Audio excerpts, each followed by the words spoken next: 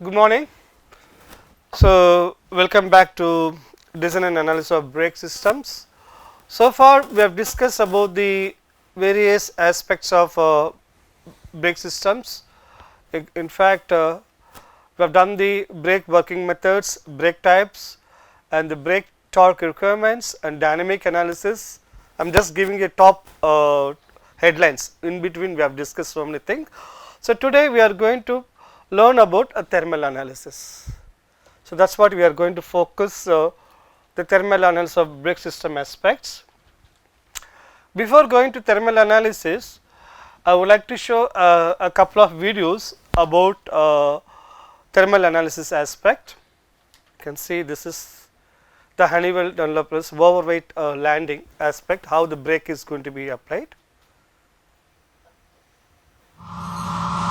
You can see this is brake test.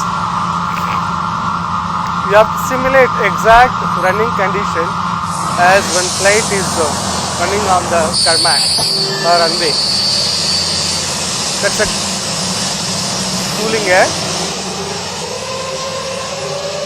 Look at this portion.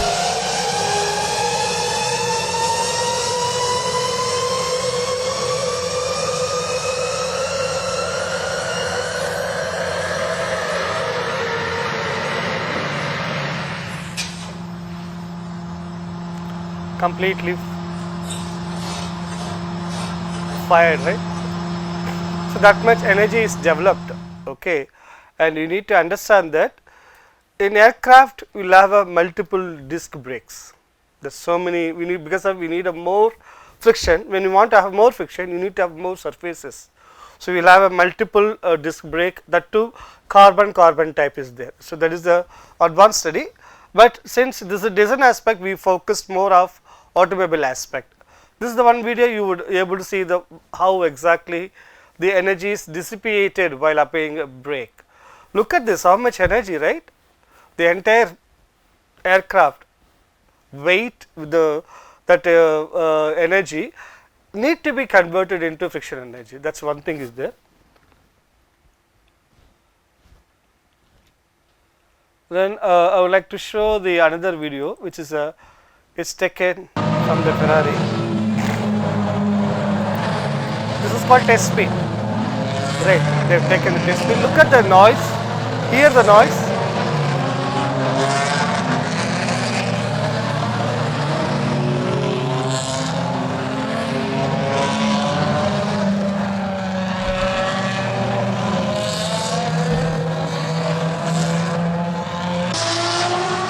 And now you can see the wheel. Right, did you see that there is a red flame is coming, right? That is coming because of the heat aspect. So, maybe I will share this complete video later, disconnected. Then the another one, this is for this is the Boeing. The new Boeing 747-8 is a massive machine designed to take off at close to 1 million pounds. Through months of flight testing, the airplane has shown plenty of power on takeoff. But how would it handle all that energy if it had to suddenly stop? In the emergency event that we have to make a rejected takeoff at these heavy weights, it takes a long distance for the airplane to stop. It's just like in your car. Captain Kurt Vining and the Boeing Test and Evaluation team are about to put the airplane through the ultimate rejected takeoff, or RTO. First, the crew installs a set of 100% worn-out brakes. So it's down to the stud. So if you've ever had your own brakes, they've got a machine down to this, so there's just basically no material left. Technicians also fuel the airplane up to maximum takeoff weight of just over 975,000 pounds. At the start of the runway, Captain Vining begins the takeoff roll as usual, pushing all 4 engines to maximum thrust. But just as the airplane is going at over 200 miles or 320 kilometers per hour, he slams on the brakes. To channel maximum energy to the carbon brakes, the pilot cannot use the thrust reversers. The whole intent is to demonstrate you, under worst conditions, you could safely stop the aircraft. The brakes, made by Goodrich, do exactly as they're supposed to. In fact, the 747-8 stops earlier than the team had hoped, beating the target by more than 700 feet or 200 Look meters. at the smoke, you can see. But stopping is just half the challenge. Now the airplane must prove it can withstand the tremendous heat that built up in the wheels. estimated to be more than 1400 Can you degrees see the Celsius. flame here? And it's a simple physics problem. We have to turn that kinetic energy into heat in the brakes. As expected, smoke pours out from the brakes as they glow a bright orange. Still, the firefighters who are standing by can't do anything but watch for the next 5 minutes. And that's to simulate that if you were at an airport, you had an RTO, you wouldn't necessarily have the fire department right there. So you demonstrate that worst case would be 5-minute response time for a fire department to get to the airplane. By design, special fuse plugs in the tires are activated, deflating the tires before they explode. Finally, at the 5-minute mark, firefighters move in with plenty of water. While the tires and brakes will have to be replaced, the rest of the airplane is perfectly fine. No sweat, even for the flight test engineers who were on board. It went amazing. The decel rate was exactly what we expected. Great stopping, no major faults. Slamming on the brakes so the new 747-8 can continue moving towards certification and delivery.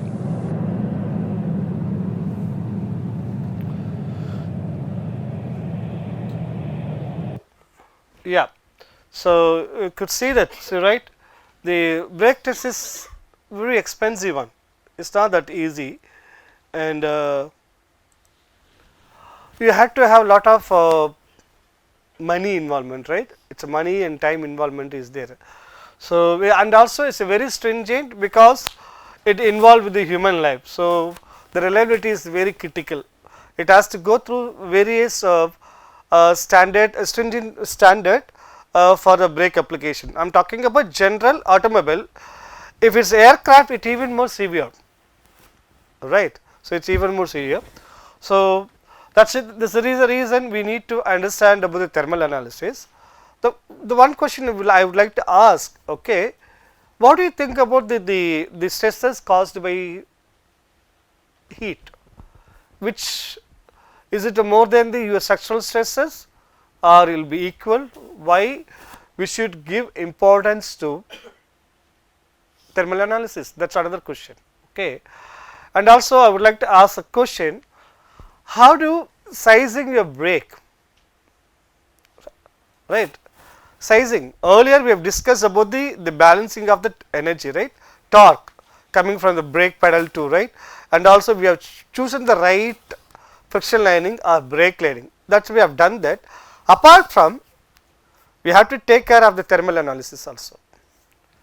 Okay, we will go into details now. So you can see that this is the disc brake which is glowing very redly during the application, brake application. Yeah. So the purpose of the thermal analysis to determination of friction pad temperature, that is the important thing, and also to understand thermal stresses are developed in the brake system. So when you say thermal stresses, is talking about not only your friction lining of brake and also the counter, which is the rotor, both parts. That's why it's a pair, friction pair. Yeah, and the temperature of the brake fluid, and finally the temperature of seals, bearings, and surrounding components, because those components are affected due to braking aspect. The temperature rises. When the temperature rises, that will obviously through conduction, convection, it's going to spread around the component. I am talking about the seals, bearings, surrounding components within the brake system, which going to affect their performance also, right? And thermal effect. So as I said, the thermal stresses are greater than the mechanical stresses, very high, very high. Okay, very high, and that coning gives rise to there's a one effect is going to come. It's a coning. We will discuss in figure what does that mean. That will increase the pedal travel, increase the taper wear, and more importantly will give uneven input, which is called hot spots. It's called hot spots. And if you look at, this is the normal your disc, you can see that as the brake is subject to thermal or heat, it's going to have this is called coning. Can you see that? It's like a hat. When you have a hat, you have a rim. The rim instead of flat, it goes to this is way. So that's why like a crown or cone, that kind of shape is there. That's effect you would expect. The another effect also you can see that the hard disk with the undercut, you can see there is a undercut the things also. These are two things experienced in brake system due to thermal stresses. And one more information, okay, because of this the stiffness is going to be affected. You need to have a very stable structure element, right. So it should be hold rigidly, right. That's also you don't want to have a changing the stiffness aspect. Yeah, and you can see that as when you apply the brake pads, right, onto the rotating disc due to thermal, what do you see the observation here? The wear won't be uniform. In fact, they will be tapered. So when the tapered, again that's going to affect the performance of the brake. So this is again due to your coning aspect. You can see that we will have a very uneven. So with the moment uneven, as wearing out, finally the whatever the supporting pad will rub against the rotating disc. That need to be avoided. Yeah, that need to be avoided. And let me ask question. So what are the possible way to test the brake? Do you know any standard methods? How to test a brake performance? Any idea? Yeah, any idea? Will you test? I'm sure when you drive a two-wheeler or four-wheeler, you usually will keep it right halfway through, but that is not the way to do that. Right, when the moment you want to apply brake, you have to apply brake. That's fine. That is the way you need to do. But question is, how will you test and what condition you do that? Okay. So before that, I'll talk about disc material also. The thermals is again very greater in the disc material when compared to mechanical stresses. So you have to understand the whatever heat generated, that should not stay in the contact. The moment it stays, that's not good, right. It should be dissipated. That means the material, the friction lining material, the corresponding the rotor or disc need to have a high thermal conductivity.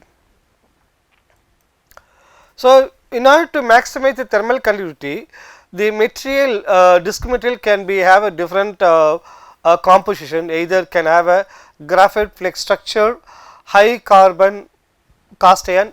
In fact, I said when you use aircraft, you usually go for a carbon-carbon composite because the temperature is very high. The temperature is high. So when you have a high temperature, so the material should withstand the high temperature, not only to withstand and also should be able to dissipate. Both ways you need to look at it. Yeah. And the silicon, titanium, vanadium, copper, molybdenum also used to enhance the thermal conductivity. Ferrite and perlite different characteristics also can be used. These are the four methods were used to improve the thermal conductivity, right. So we will talk about, before going to the thermal analysis, we will discuss about what is the need of the thermal analysis in brake. Okay. As I said, you have to fix your brake sizing, that is one important, and design optimization and material suitability. For this much energy, this is the right material to withstand. When I talk about right material, I am talking about the friction lining material and the corresponding disc and also the both material aspect. Okay.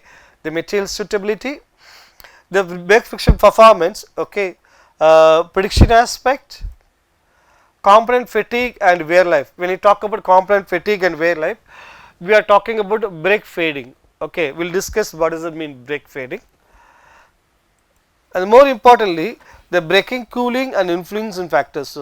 So these are the few important factors are need to be considered for the thermal analysis. Okay. And one more important is NVS. NVS is nothing but noise, vibration, harshness. Okay, you have seen the video, right? How much noise coming, right? So do you think that is comfortable for human ears? No. So, you have to minimize the called squeal, braking squeal, that is the sound effect that has to be minimized. So, these are the things need to be addressed while doing thermal analysis.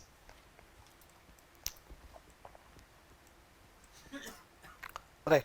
Brake fading, right. The brake fading nothing but a reduction or loss in braking force due to loss of friction between the disc pad and the rotor. Fade away, when you have a shirt, this you can, after wearing some certain period, you will say the color is fade away. The same phenomena, right. Fade is nothing but is a heat build up through the repeated and prolonged brake application, that is called brake fade. So, if you have brake fade, its friction development will be reduced, obviously because of that the performance of the brake also reduced. Maybe you could see there is you can see this is a disc brake, right. You can see this is a disc brake. So, what do you observe? There are nice dark patches. What do you think of them? What do you understand that? What are they? These are the hot spot. Remember, one lecture I clearly mentioned as a lighter way, when you make chapati, right, and give the heat, right, uniform heat, and flip it on the other side, you will see the dark spots, right, because that is a localized heat developed, right. So, the moment you have localized heat developed, what do you expect?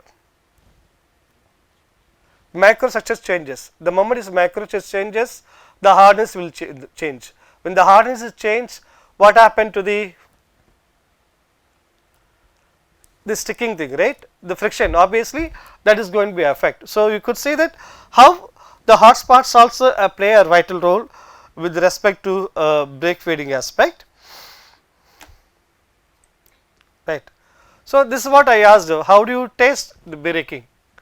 What is the way to test the braking, okay, right? You can do a single stop braking application, that is one type. Second one is, it is called a repeated brake application. The third is called continued or drag brake application. Three way you can test the brake, we will discuss one by one. Single stop braking, okay.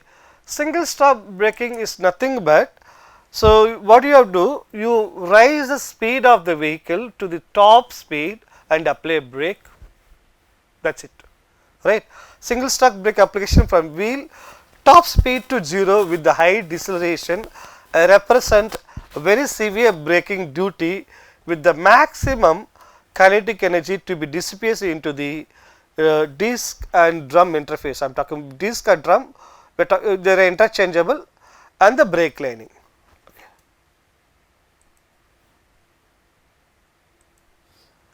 So, single stop braking means you allow the speed vehicle to reach the maximum speed, apply a brake and see what is happening, right. So, that is the severe braking duty, very severe braking duty with the maximum kinetic energy to be dissipated into the disc and brake lining, okay. So, just emphasize, when you talk about disc, drum, they are interchangeable in our discussion. So, the high heat generation, the braking time may be less than the time required for the heat penetrate through the drum and disc material. So, what do you understand? What will be the braking time? When you apply a brake, you raise the speed to the maximum, apply a brake. So, what will be the braking time? Right? Usually braking time in few seconds. So, do you think the heat by the time the heat will be penetrated to the disc and the brake lining? Do you expect any cooling aspect? There won't be any cooling. But entire energy try to be absorbed within your drum and friction material. So, you can say that no convective brake cooling, and almost 80% of brake energy goes to the drum, right, because it is happening such a short distance, a short time, I am sorry, it should be such a very short time it is happening, okay. So, this is the single stop braking. Then repeated braking. So, in the repeated braking, instead of in the single stop, you raise the speed to maximum and apply a brake. Here is not like that. So, here what you do that you at one speed you will raise the vehicle speed, then apply a brake to the either 0 or some mid speed, again increase the speed. In fact, I can tell you a vehicle is decelerated at a deceleration from a test speed to from whatever the speed you want to fix it to the next lower speed or 0 speed, after which the vehicle is accelerated again to test speed and the braking cycle is carried out. This is called repeated braking. Probably I will explain maybe in this direction, okay, assuming that this is my time, this is time duration, this is the braking cycle, assuming that this is the braking cycle. Yeah. So, what happened? So, this is braking speed, I would say that this is the braking speed. So, initially this is the maximum speed and I want to do the lower speed. Okay. So, initially I will apply a brake, then bring it down to the vehicle like this, right. The moment it reaches to the lower speed, what I am going to do, I will again accelerate to reach the maximum speed, then apply a brake, bring it down the speed to the next speed. This side the n max, you can say that n max and n minimum, something like that, right. So, again do that. So, what do you understand? By doing that, I am accelerating to one fixed speed and bring it down to the lower speed, again accelerating and decelerating, accelerating and decelerating. So, what do you expect in repeated braking? Is there any cooling? There is a cooling, right? We are allowing the system to cool down, right? You are allowing the system to cool down. Okay. So, in this, the brake pumping involves repeated brake application from one single speed to until the vehicle speeds. So, the brake pumping is a technique that sometimes used in the slippery condition to allow the vehicle to unlock, so that the vehicle stays somewhat straight during the stop. Okay.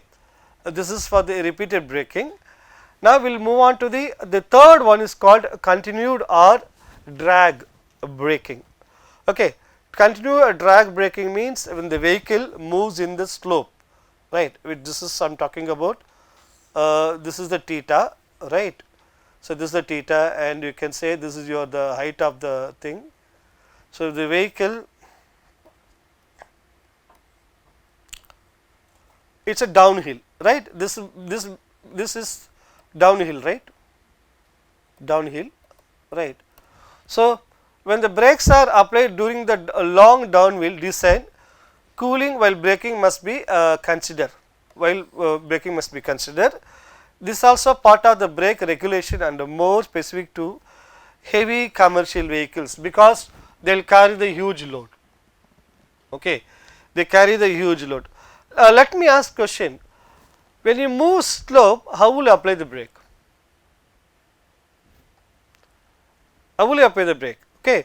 So, the difference, previously we have discussed about the repeated brake. When you say repeated brake, you make certain speed, bring it down to another certain speed, again accelerate, decelerate, accelerate, decelerate.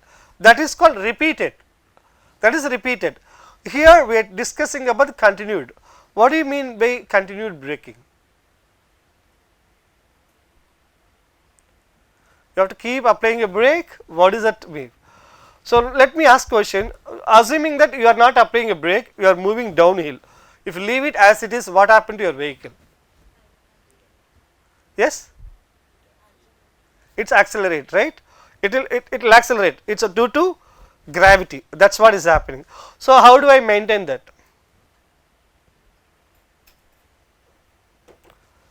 You have to keep braking, right? It is called, another time it is called clutching also. In the clutch also there will be there.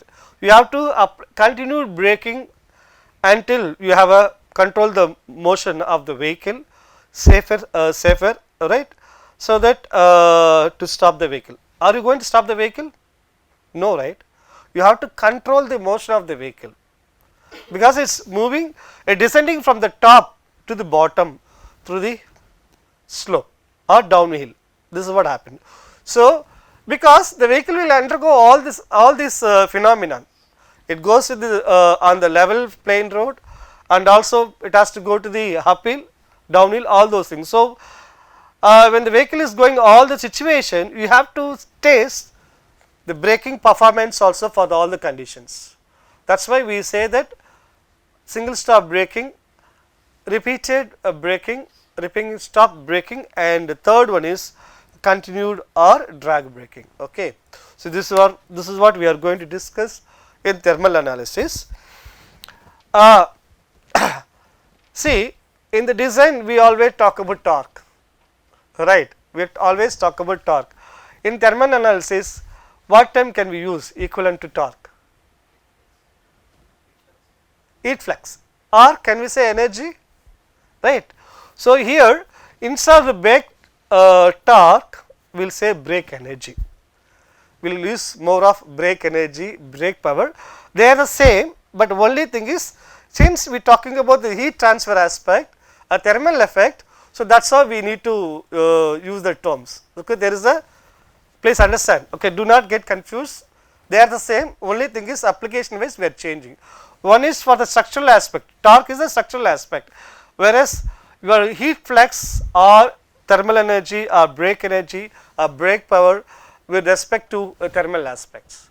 Okay. So, the energy input for braking aspect, two terms, as I said, brake energy and the brake power we are going to discuss. Yeah, I will derive some equations. Okay. So, assuming that we have a vehicle is decelerating on a level surface from V1 speed to V2 speed. Okay.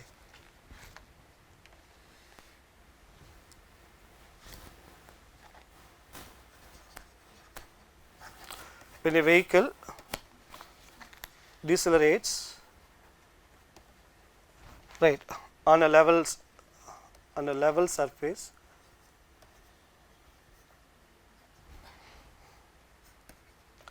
from V1 right to V2 speed, then the brake energy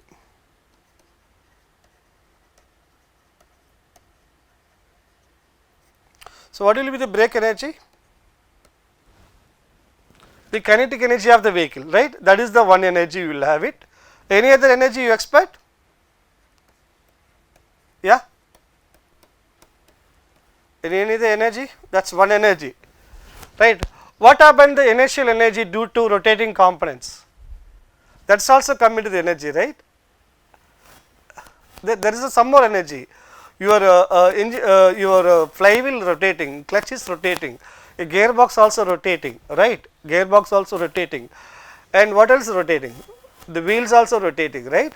So, what happened these rotating components, they also will give some more energy, right, there also we have to account, for. So, I by 2 omega 1 square omega 2 square. So, this is what happened, okay, where W is the weight of the vehicle,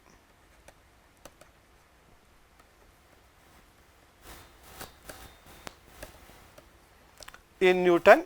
Okay. So, V1 is velocity at beginning of braking,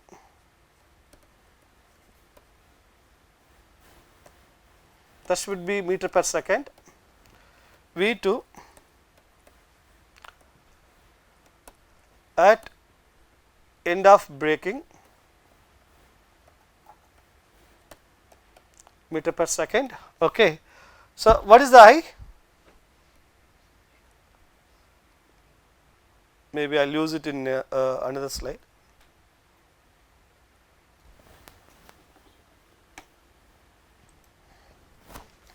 Where I equal to mass moment of inertia of rotating parts.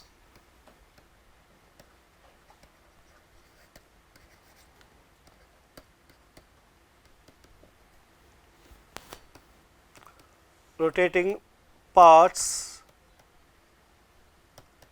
in the vehicle. So, normally kg meter square, right, that is a unit. Then omega 1 angular velocity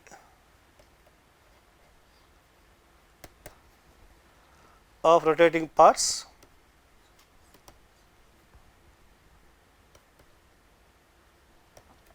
initial angular velocity, okay.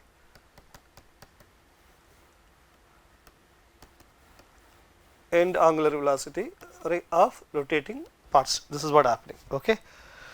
So, I'll rewrite the equation EB equal to omega by 2g, sorry, W by 2g V1 square V2 square I by 2 omega 1 square minus omega 2 square, okay. The question is, when the vehicle stops, what happened to your speed? V2 will be 0, right. When vehicle stops, initial velocity you are braking V1, then corresponding rotating angular velocity omega 1. The moment it starts, the vehicle stop, the V2 omega 2 will be 0, right.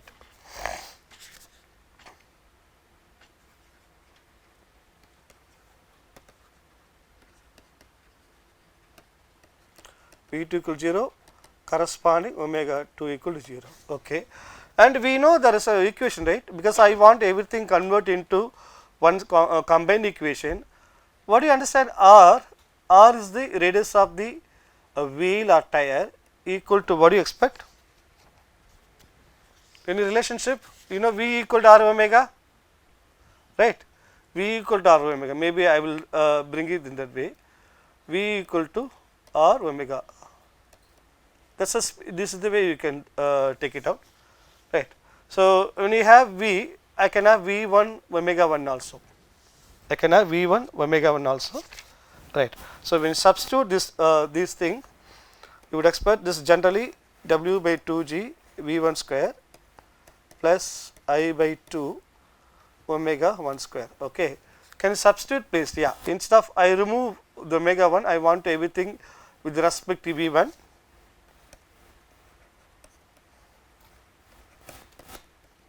So, I will be there, right, I by 2, instead of omega 1 square, I will have a V1 square, right, V1 square by W whole square, that is there, yeah. So, V1 square common here, even I want to take out the vehicle's weight also separately. By doing that, the entire thing I want to take it out. When you do that, so I would expect W by 2g V1 square 1 plus this term will be I by, right, I by R W whole square G by W. So, this there, okay.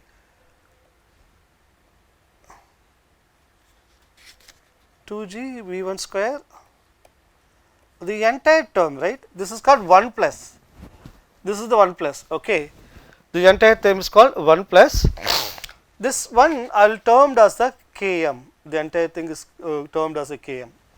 Km is nothing but correction factor, Km is nothing but correction factor,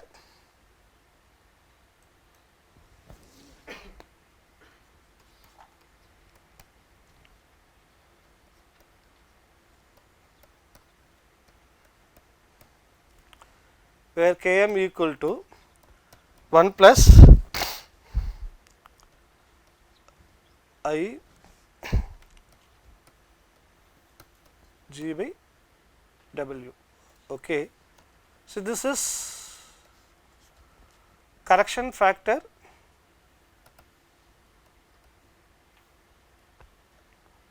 of rotating masses, okay. Remember, I think we have initially in the break we have done one problem. We have taken for rotating parts, take 5% energy of the total kinetic energy, that is what we said.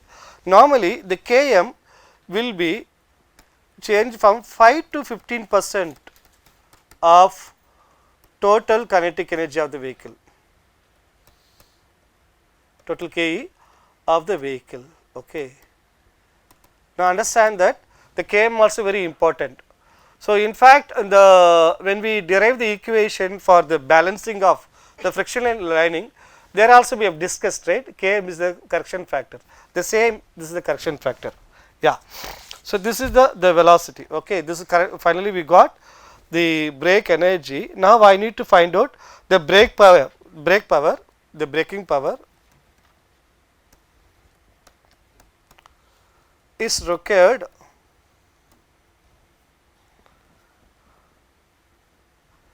or equal to, okay, I just want braking power is equal to rate of change of brake energy.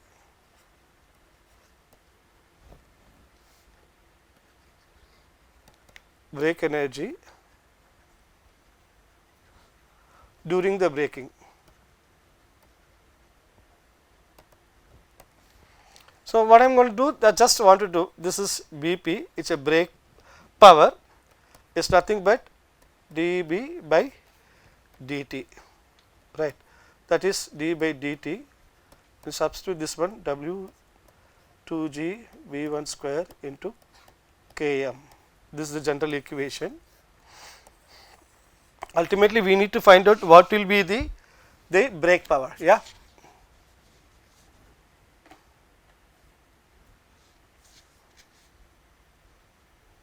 So, this is the equation. We already assumed that the vehicle is moving on the plane surface, right. So, what happens if you have deceleration is constant? Deceleration is constant. What happened? What do you expect?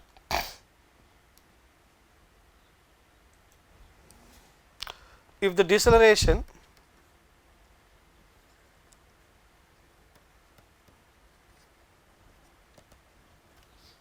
is constant, then the velocity of the vehicle, what happened? V of t equal to V1 minus AT, okay. This is the equation. So, I am going to substitute this one into my brake power.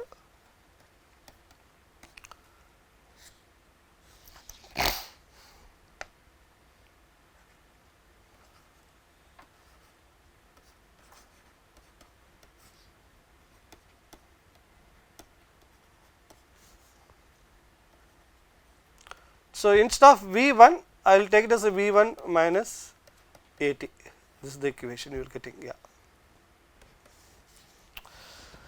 I think square term, because of the V1 square, right, that is a square term. So, when you integrate and simplify that, finally, you are expecting the equation would be